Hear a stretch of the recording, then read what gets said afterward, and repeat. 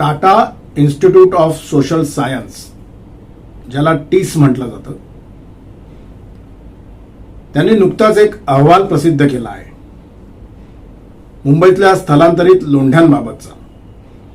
आणि तो अहवाल इतका धक्कादायक आहे.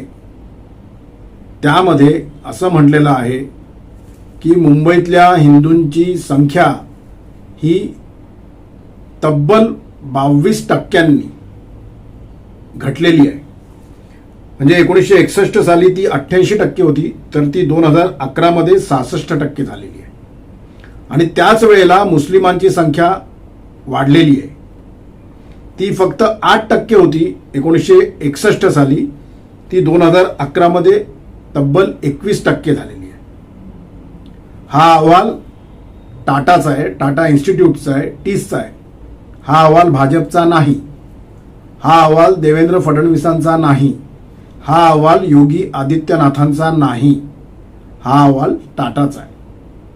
या विषयावरती आज आपण बोलणार आहोत.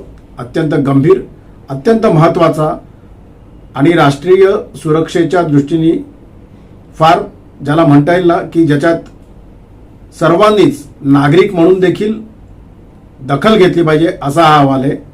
त्यामुळे कुठेही जाऊ नका, बघत राहा तुमचं आवडतं यूट्यूब चॅनल ऑफिशियल अजय निकते.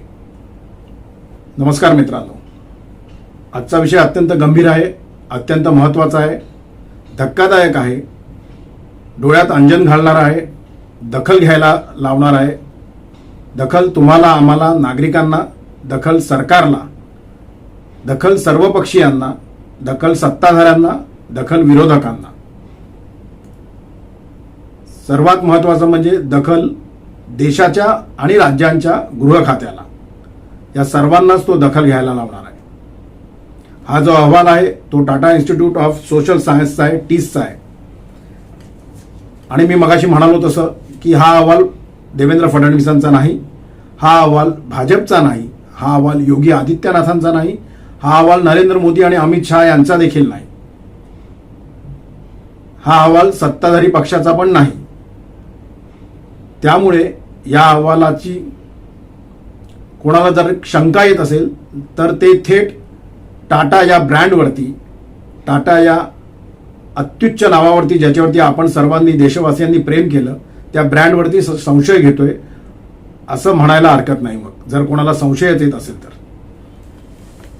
हा अहवाल ज्यांनी दिलेला आहे त्या संस्थेचे कुलगुरू आहेत. त्यांनी स्वतः तो अहवाल बघितला, त्यांनी स्वतः त्या अहवालामध्ये ते सामील होते. ते कुलगुरू आहेत शंकर दास आणि त्यांचे सहकारी आहेत सौनिक मंडल. यांनी त्यांच्या सहकाऱ्यांच्या मदतीने हा अहवाल तयार केलेला आहे. त्यामुळे त्या अहवालाचं महत्त्व अनन्यसाधारण आहे, हे तुम्ही आम्ही सगळ्यांनी इथे लक्षात घेतलं पाहिजे. सामाजिक दृष्ट्या कायदा सुव्यवस्थेचा प्रश्न आहे, म्हणून आर्थिक दृष्ट्या या अहवालाची दखल आता कुठल्या कुठल्या विविध पातळींवरती गांभीर्याने घेतली जाते हे येणारा काळ आपल्याला सांगणारच आहे. काय म्हटलं आहे त्या अहवालात आपण बघूया. हा अहवाल असं म्हणतो की 1961 साली मुंबईमध्ये हिंदूंची संख्या ही 88% होती, तर ती 2011 मध्ये घसरत इतकी घसरली आहे, इतकी घटलेली आहे की ती थेट 66% आलेली. आणि त्याच वेळेला या अहवालामध्ये असंही म्हटलेलं आहे की 1961 साली मुस्लिमांची संख्या ही फक्त 8% होती, 8% होती. ती वाढत 2011 मध्ये 21% एवढी झालेली आहे, लक्षात घ्या. आणि जर काही असंच सुरू राहिलं तर त्या अहवालामध्ये असं नमूद केलेलं आहे की 2051 मध्ये हिंदूंची संख्या ही आणखीन घटून याच वेगाने, जर का हा वेग असाच राहिला लोंढे येऊन मुंबईमध्ये आदळण्याचा, तर ती हिंदूंची संख्या ही 54% होईल. याचं कारण असं आहे, त्या अहवालात असं म्हटलेलं आहे की हे जे लोंढे येऊन आदळत आहेत ते प्रामुख्याने उत्तर भारतातून येणारे, ते प्रामुख्याने बांगलादेशी मुस्लिमांचे आहेत, ते प्रामुख्याने रोहिंग्या मुस्लिमांचे, जे ब्रह्मदेशातून जे मुस्लिम येतात त्यांना रोहिंगे म्हटले जातात, त्या रोहिंग्यांचे. आणखीन एक धक्कादायक बाब म्हणजे त्या अहवालात असं म्हटलेलं आहे की सरकारकडे याची कुठलीही आकडेवारी नाही, कुठेही याची नोंद नाही. कुठेही याचा तपशील नाही, काहीही सरकारकडे याच्याबाबत लिहिलेलं नाही, त्याच्याबाबत कुठलंही डॉक्युमेंटेशन नाही. त्या अहवालात असं म्हटलेलं आहे की तब्बल 40% हे जे बांगलादेशी मुसलमान आहेत ते बांगलादेशी मुसलमान त्यांच्या गावी, त्यांच्या मायदेशी, त्यांच्या घरी महिन्याला मासिक 10,000 ते 1,00,000 रुपयाची रक्कम दर महिना हे त्यांच्या मायदेशी पाठवत आहेत. त्याच्यावरनं देखील इकडनं जाणारी जी रक्कम आहे त्याच्यावरनं देखील त्यांना ही आकडेवारी मिळवण्यासाठी मदत झालेली आहे. काय आहे की म्हणजे मी माझ्या या पत्रकारितेच्या गेल्या 28-30 वर्षाच्या याच्यामध्ये मी नेहमी म्हटलेलं आहे आणि तो माझा अत्यंत आवडीचा आणि अभ्यासाचा विषय राहिलेला आहे की देशाची बाह्यांतर्गत सुरक्षा. आणि म्हणून मी या अहवालाकडे केवळ टीसचा अहवाल, केवळ टाटाचा अहवाल, केवळ राजकीयदृष्ट्या हिंदूंची संख्या घटते किंवा मुस्लिमांची वाढते असंच केवळ मी या अहवालाकडे बघत नाहीये. ही जी संख्या वाढते आणि ती प्रामुख्याने मुस्लिमांची, मी सर्व मुस्लिम समाजाला यात दोष देत नाहीये, त्यांना मी कुठल्याही पिंजऱ्यात उभं करत नाहीये, तरी देखील मी हे सांगतोय की याच्यामध्ये बाह्यांतर्गत सुरक्षा निर्माण करणारे, बाह्यांतर्गत सुरक्षेला धोका उत्पन्न करणारे किती स्लीपर सेल या मुंबईमध्ये आज कार्यान्वित असतील याचा तुम्ही आम्ही विचार करायला पाहिजे. आणि अर्थात याचा विचार केंद्राचं आणि महाराष्ट्राचं गृह खातं हे नक्की करत असेल. ते काही तुम्हाला आणि आम्हाला येऊन सांगणार नाही आणि त्यांनी सांगावी अशी अपेक्षाही नाही, कारण हे अत्यंत गुपित असतं, ते करतच असतील. पण हा विषय माझा आवडीचा आहे म्हणून मी त्याच्यावरती एवढं पोटतिडकीने बोलतोय. कसं आहे की सीमा ओलांडून इथे गेले अनेक वर्ष आपल्या देशात तर येतातच आहेत, पण प्रामुख्याने मुंबई, ठाण्यात आणि आजूबाजूच्या उपनगरांमध्ये जे लोंढे येत आहेत ना ते फार काळजी करायला लावणार आहेत. आणि मी नेहमी म्हणत असतो, मी याच्या आधी अनेक माझ्या आर्टिकल्समध्ये, बातम्यांमध्ये लिहिलेलं आहे की हा देश एक धर्मशाळा झालेला आहे. कोणी येतं, कुठूनही येतं, कसंही राहतं, कुठेही जातं, त्याचा कोणाचा पायपोस कोणाच्या पायात नसतो, त्याची कुठेही दखल घेतली जात नाही. आणि मग या देशाला धर्मशाळा म्हटलं की तुम्हा आम्हाला ते जिव्हारी लागतं. पण आत्ताची परिस्थिती बघितली तर ती खरोखर धर्मशाळा झालेली आहे. नाही म्हणाला मी असं म्हणणार नाही की 2014 नंतर जेव्हा सरकार बदललं त्याच्यानंतर काही सुधारणा झाल्यात नाही, सुधारणा झाल्या असतील, पण तरी देखील आज येणारे लोंढे आणि प्रामुख्याने ते घुसखोरांचे, रोहिंग्या मुसलमानांचे, बांगलादेशी मुसलमानांचे हे इतके आहेत. आणि आता हा अहवाल आलाय तो 2011 पर्यंतची आकडेवारी देणार आहे. 2011 ते आजचं 2024 आणखीन किती संख्या घटली असेल हे शासनाने, महाराष्ट्र शासनाने, केंद्र शासनाने देखील निवडणुका झाल्यानंतर, म्हणजे मी महाराष्ट्र शासनासाठी हे मुद्दाम म्हणतोय की निवडणुका झाल्यानंतर सत्ता कोणाची येऊ दे, पण याच्यावरती तातडीने उपाययोजना करायला पाहिजे. शासनाने शासनाच्या लेवलला या अहवालाची मदत घेऊन आपली स्वतःची यंत्रणा राबवून घुसखोर किती वाढले, त्याच्यात रोहिंगी मुसलमान किती आहेत, त्याच्यात बांगलादेशी मुसलमान किती आहेत, यांची एक आकडेवारी, एक श्वेतपत्रिका नागरिकांसाठी देखील जाहीर केली पाहिजे. ती श्वेतपत्रिका त्यांनी विधानसभेत मांडावी. आणि ही खरोखर ही अत्यंत आवश्यक गोष्ट आहे, कारण ही 2011ची आकडेवारी आहे. 2011 ते 2024 काय झालंय, किती जण घुसलेत, आणखीन किती टक्का घसरलाय हिंदूंचा आणि किती टक्का वाढलाय मुस्लिमांचा. मुस्लिमांचा टक्का वाढलाय याच्याबद्दल माझं काही म्हणणं नाही. मी परत म्हणतो, मगाशी म्हणालो तसं, मुस्लिम सर्वच वाईट आहेत असं मी अजिबात म्हणत नाही. पण तरी देखील रोहिंगे मुसलमान आणि बांगलादेशी घुसखोर मुसलमान हे काय आहेत हे तुम्हाला आम्हाला चांगलं माहिती आहे. मी मगाशी म्हणाल्याप्रमाणे किती स्लीपर सेल, कुठल्या कुठल्या अतिरेकी संघटनांचे इथे कार्यान्वित आहेत याच्याकडे गृह खात्याने तातडीने लक्ष देणं गरजेचं आहे. तुम्ही आम्ही जर डोळे उघडून आणि कान उघडे ठेवून जर का आजूबाजूला वावरत असू ना तर तुम्ही मुद्दामून हे बघा. मीरा रोड, मालाड, मालवणी, इथे ठाण्यामध्ये घोडबंदर रोड, मुंब्रा, गोवंडी, माहीम, आणखीन काही मी तुम्हाला उदाहरणं देतो. दक्षिण मुंबई, मध्य मुंबईतली काही ठिकाणं, घाटकोपर, विक्रोळी, गोवंडी, चेंबूर, कुर्ला, धारावी, इथे ज्या प्रमाणात ते लोंढे आलेले आहेत, तुम्ही आजूबाजूला वावरताना बघा.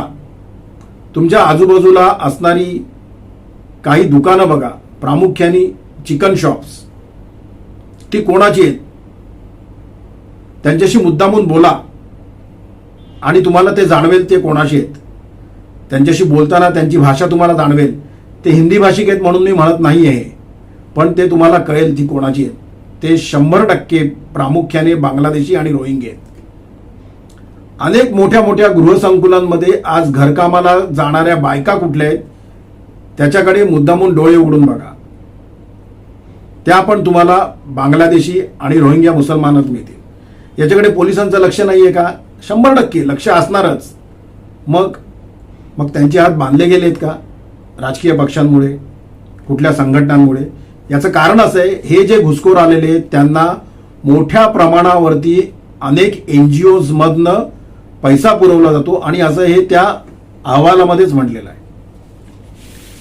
2011 पर्यंतचाच हा अहवाल आहे. तुम्ही लक्षात घ्या. हा जो अहवाल आहे त्याच्यामध्ये त्यांना काही जे प्रश्न विचारले त्याच्यामध्ये धक्कादायक उत्तर बाहेर आली. त्यांच्याकडे स्वतःची ओळखपत्र आहेत, त्यांच्याकडे स्वतःची ज्याला म्हणतो ना आपण निवडणुकीसाठी लागणारी मतदान पत्र देखील आहेत. ही कुठनं आली? त्यांना ही बोगस कागदपत्र बनवायला मदत कोणी केली? स्वाभाविक आहे, राजकीय पक्षांशिवाय. मग ते कुठलेही राजकीय पक्ष असतील, त्यांनीही राजकीय पक्षांनी मदत केली. त्यांच्या तिकडच्या स्थानिक राजकारणी लोकांनी, त्यांच्या राजकारणी पदाधिकाऱ्यांनी मदत केली. म्हणूनच ही बोगस कागदपत्र बनली आणि त्यांची ओळखपत्र आणि मतदान पत्र तयार झाली. अत्यंत गंभीर आहे. याच्यामुळे काही ठिकाणी विविध भागांमध्ये पॉकेट्स निर्माण होणार आहेत आणि ही पॉकेट्स एक गठ्ठा मतदान करतात आणि मगच बटेंगे तो कटेंगे हे बोलावं लागतं. एक रहोगे तो सेफ रहोगे हे बोलावं लागतं. एक रहोगे तो नेक रहोगे हे सांगावं लागतं. लोकसभेला 6 लोकसभा मतदारसंघातनं जे मतदान झालेलं आहे, मुस्लिम बहुल मतदान, ते काय होतं हे याचं द्योतक आहे. आणि म्हणून मी तुम्हाला मगाशी म्हणाल्याप्रमाणे विधानसभेच्या निवडणुका झाल्यानंतर सत्ता कोणाचीही येवो, त्यांनी या विषयाकडे अत्यंत गांभीर्याने बघणं आवश्यक आहे. मी तर असं म्हणतो, महायुतीची आली तर त्यांनी बघावं. त्यांच्याकडनं अपेक्षाही लोकांच्या तशाच असतील. पण महाविकास आघाडीची आली तर त्यांनी मुद्दामून बघावं की त्यांच्यावरती जे आरोप केले जातात, मुस्लिम धार्जिणे असल्याचे, मुस्लिम लांगुलचालन केले झाल्याचे, तर ते आरोप खोटे आहेत हे दाखवायची संधी त्यांना मिळाली असं आपण समजता येईल. त्यांनी करावी याची मुद्दामून. हे जे घुसखोर आले ते कोण आहेत, कुठनं आलेत, त्याची आकडेवारी मी मगाशी म्हणाल्याप्रमाणे श्वेतपत्रिका जाहीर करावी आणि ते त्यांनी विधानसभेमध्ये मांडावं, नागरिकांसमोर ओपन करावं. या घुसखोरांमुळे पायाभूत सुविधा ज्या आहेत या सर्व शहरांमधल्या, प्रामुख्याने मुंबई आणि उपनगरांमधल्या, त्याच्यावरती जबरदस्त ताण येतोय आणि तो ताण तुम्हाला आणि आम्हाला जाणवतोय. तो ताण फक्त पायाभूत सुविधांवरती येतोय का? फक्त रस्त्यांवरती येतोय का? फक्त ट्रॅफिकवरती येतोय का? तर तसं नाहीये. आरोग्य सेवांवरती येतोय, शिक्षण सेवांवरती येतोय, पाणी पुरवठा योजनांवरती येतोय. अशा अनेक गोष्टी आहेत ज्याच्यावरती हा ताण यायला लागलेला आहे, तो जाणवायला लागलेला आहे. आणि आता केवळ टाटा सारख्या एका अत्यंत प्रतिथयश संस्थेने हा अहवाल जाहीर केल्यामुळे, पण तरी देखील पुन्हा सांगतो, हा अहवाल फक्त 2011 पर्यंतचा आहे. ही आकडेवारी फक्त 2011 पर्यंतची आहे. म्हणजे 2011 ते 2024 या 13 वर्षात ही आकडेवारी आणखीन कुठे गेली असेल, हे खरोखर अत्यंत गंभीर प्रकरण आहे. आणि म्हणून याच्याकडे नागरिक म्हणून तुम्ही आम्ही याचा जाब, आपण कुठलीही सत्ता येऊ दे, कोणाचाही पक्ष कुठलाही सत्तेवरती येऊ दे, त्यांना आपण जाब हा विचारलाच पाहिजे. लक्षात घ्या, निवडणुकांमध्ये मी मगाशी म्हणालोय तसं जी पॉकेट्स निर्माण होणार आहेत ती उद्या येणाऱ्या मुंबई महापालिका, ठाणे महापालिका आणि इतर ज्या स्थानिक स्वराज्य संस्था आहेत त्यामध्ये ही पॉकेट्स तयार झाली असतील तर हे प्रकरण सर्वपक्षीय राजकारण्यांना कुठे घेऊन जाणार आहे याच्याकडे या सर्वपक्षीय राजकारण्यांनी लक्ष देणं अत्यंत गरजेचं आहे. हे जे सर्वेक्षण केलं गेलं त्यामध्ये ते आकडेवारी अशी सांगते की त्याच्यामध्ये ज्यांना प्रश्न विचारले गेले ते 98% मुस्लिम होते. त्या मुस्लिमांमध्ये, त्या सर्वेक्षण भाग घेतलेल्या मुस्लिमांमध्ये, त्या 98%मध्ये 55% पुरुष होते तर 45% महिला होत्या. त्यातले 37% हे अशिक्षित होते. त्यांच्याशी बोलणं असताना असं कळलं की हे जे पुरुष आहेत ते प्रामुख्याने रोजगारासाठी इथे येतात. ते विविध रोजगार इथे मिळवतात. त्यातला प्रामुख्याने रोजगार असतो हा बांधकाम व्यवसायातला आणि घरकाम या क्षेत्रातला. आणि अत्यंत गंभीर गोष्ट आहे, शासनाने याच्याकडे लक्ष देणं गरजेचं आहे. मी परत मगाशी म्हणालो तसं लक्ष देतच असतील, पण परत याच्यामुळे सांगतोय की ज्या महिला आहेत त्या वेश्या व्यवसायात आहेत, त्या ड्रग्ज ट्रॅफिकिंगमध्ये आहेत आणि त्या महिलांची संख्या, इथे स्थलांतरित होणाऱ्या महिलांची संख्या जी आहे ती 45%. माझं असं म्हणणं नाही की ते 45च्या 45% महिला या वेश्या व्यवसायात आहेत किंवा ड्रग ट्रॅफिकिंगमध्ये, पण त्या किती आहेत, त्यातली संख्या काय आहे, त्या नक्की काय काय करतात, त्या कुठे कुठे पसरलेल्या आहेत, याच्याकडे लक्ष देणं हे शासनाचं, मी म्हणतोय की निवडणुका झाल्यानंतरचं प्रमुख काम असलं पाहिजे. राजकीय पक्ष याच्याकडे एक वोट बँक म्हणून बघतायत. ते पक्ष कुठले आहेत याचा उल्लेख आता मी इथे करण्याची गरज नाहीये. म्हणजे खरोखर सांगतो याची गरजच नाहीये. ते तुम्हाला आणि आम्हाला सगळ्यांना माहिती आहे की ते राजकीय पक्ष कुठले आहेत. पण ते निर्माण का झाले या वोट बँक्स, त्यांना कागदपत्र कोणी दिली, एनजीओ त्यांना पैसा पुरवतो याबद्दल वादच नाही, पण त्यांना कागदपत्र मिळवून देण्याचं सर्वात मोठं पाप कोणी केलेलं आहे हे देखील नागरिकांनी सर्व पक्षीयांना विचारलं पाहिजे. जेव्हा आता ते तुमच्याकडे मतं मागायला येतील ना, तेव्हा तुम्ही हे त्यांना विचारा की हा जो घुसखोरीचा आकडा जाहीर झालेला आहे त्याला तुम्ही जबाबदार आहात ना. प्रामुख्याने मुंबईतले जे मतदारसंघ आहेत 36 मतदारसंघ, त्यांनी तर विचारा.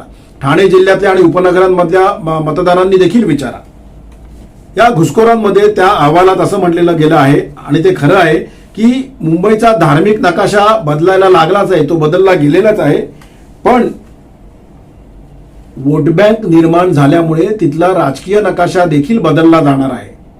त्यामुळे या घटनेकडे, या अहवालाकडे पुन्हा एकदा सांगतो, तुम्ही आम्ही देखील आणि सर्वपक्षीय राजकारण्यांनी देखील अत्यंत गांभीर्याने बघावं. आजचा विषय अत्यंत गंभीर होता. हा विषय तुम्हाला कसा वाटला ते मला कमेंटच्या माध्यमातून कळवा, व्हॉट्सअपच्या माध्यमातून कळवा. या व्यतिरिक्त कुठले विषय तुम्हाला ऐकायला आवडतील ते देखील मला कमेंटच्या माध्यमातून आणि व्हॉट्सअपच्या माध्यमातून कळवा. ऑफिशियल अजय निकते हे यूट्यूब चॅनल शेअर करायला, लाईक करायला आणि सबस्क्राईब करायला विसरू नका. बेल आयकॉन दाबायला अजिबात विसरू नका, त्यामुळे तुम्हाला नवनवीन व्हिडिओची नोटिफिकेशन्स मिळत जातील. फलोदी सट्टा बाजाराची नवीन आकडेवारी आज किंवा उद्या येणार आहे. ती आली की आपण त्यावरती एक व्हिडिओ बनवू आणि तो व्हिडिओ बनवून मी तुमच्यासमोर लवकरच येईल. तोपर्यंत आपली रजा घेतो. धन्यवाद.